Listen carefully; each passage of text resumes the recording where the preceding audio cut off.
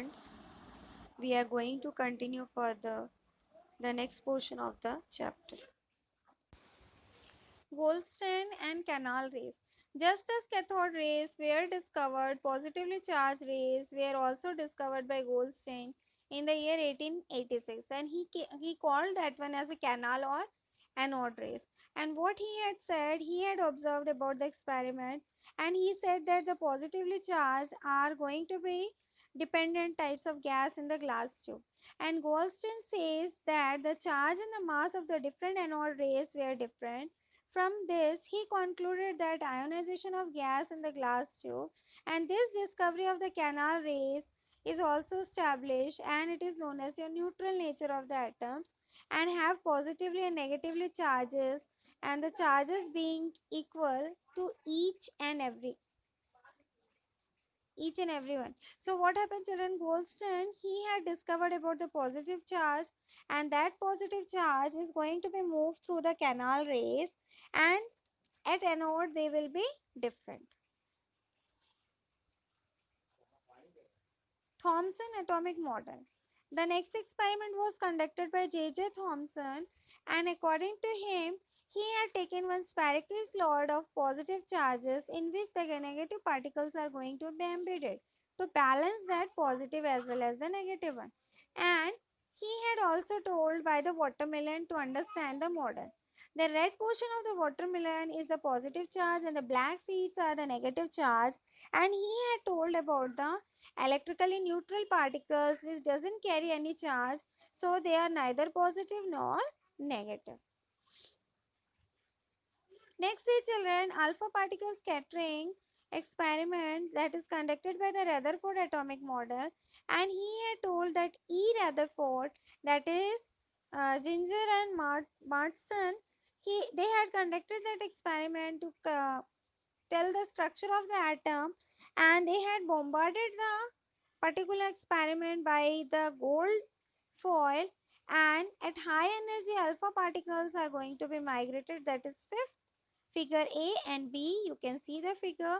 Alpha particles are positively charged and their mass is equal to the mass of the helium atom. Helium means two molecules are going to be present. You can see the figure, children, how the particles are moving.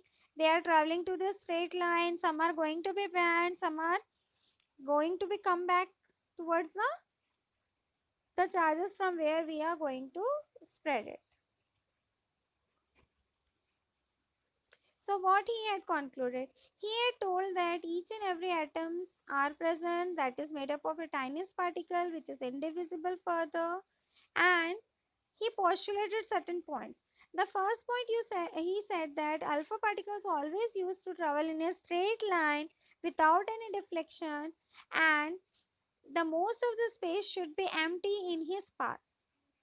Okay, children. Second, he had told that the alpha particles are small fractions of alpha particles are deflected here and there, and they will be positively charged and their concentration will be also very small. Third point, he said that 20,000 particles were deflected by 180 degree and they will bounce back by the means where they are traveling. E. Rutherford, in the year 1871 and 37 in New Zealand, was called as the father of nuclear chemistry. He also got the Nobel Prize in the year 1908, and they had conducted one experiment in the gold foil, and high energy alpha particles are going to be concluded here, and that experiment is conducted in a radius of the nucleus, and he had told about the radius of the atom, that different atoms are having different radius and they are traveling in its path. That circular path is only called as your orbit. This theory was given by Niels Bohr. Okay, children. Next class we will continue further.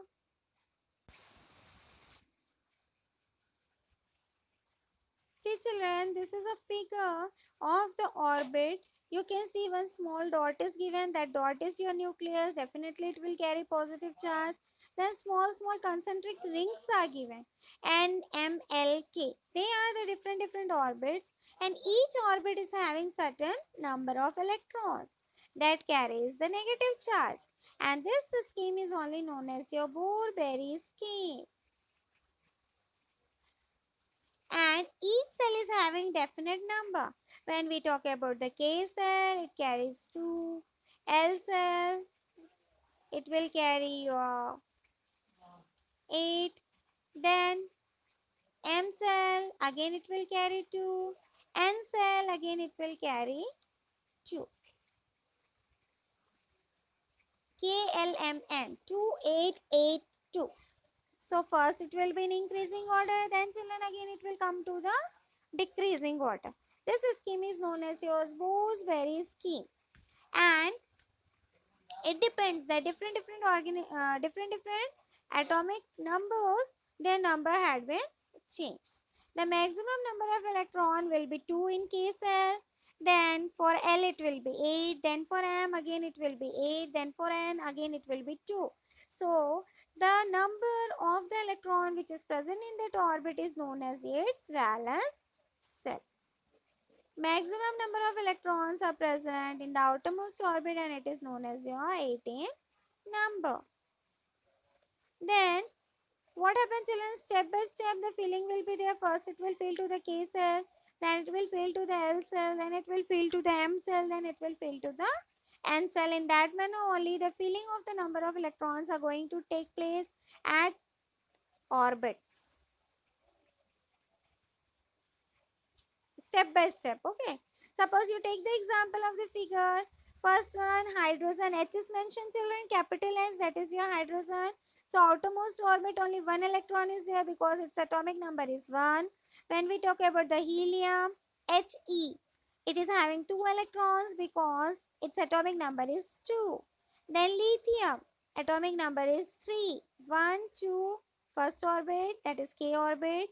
L orbit, again 1 in number, that is total 3. Then beryllium 4 in number, and so on. So what happens, children? Different orbit will have different numbers of electrons. It depends on its atomic number.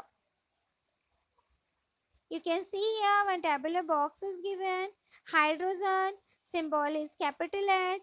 Number of electron 1. That will be in K cell, because you people are knowing that we are having 4 orbits, K, L, M, N. So K cell will have one number of electron. Then lithium 3, 2 plus 1, and so on. So its valency will be the number of electron which is present at the outermost orbit. That is its valency. So as you can see, some of the particular elements is having the outermost orbit, that is K. So what is number mentioned in K? That will be its valence electron. Some will have L, some will have M, some will have N. So what will be the outermost orbit? It depends that what the number of electrons are present, that will be its valence electron. Then children, next one, atomic number and mass number. Generally children, what number is given there, that is its atomic number, and just double will be its your mass number. Generally it happens in most of the element case, atomic number, suppose 1 is there, so mass will be just double of it. Atomic number we used to write at the top, and mass we used to write at the top, and atomic number at the bottom. Here some examples are given. Hydrogen 1, lithium 6, carbon 12. So 6 will be your atomic number, 12 will be its atomic mass.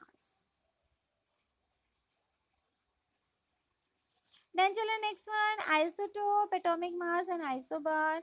First we will know about the meaning of isotope. Isotope means atomic number is same but mass number will be different. Suppose you take the example of chlorine. Chlorine atomic number is 17. Mass will be 35. Again the second molecule is your chlorine only. Its atomic number is 17. Mass number will be your 37.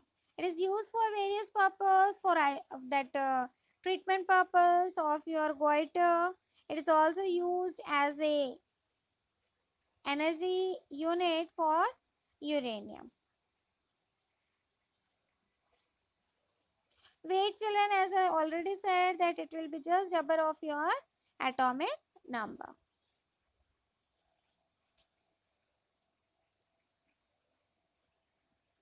Then children, when we talk about the isobar, what will be the isobar? They will have different atomic number but mass number will be same. Okay, suppose you take the example of your nitrogen. Nitrogen atomic number is your 7, but its mass will be always 14.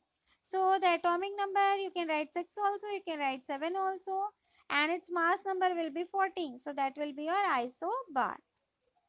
Okay children, this chapter had been completed. Next class I will give you the notes. Try to note it down. I hope you people are writing all the notes in your fair copy. What all instructions I am giving related to the notes, I think so you people are completing that all thing. Okay children, take care.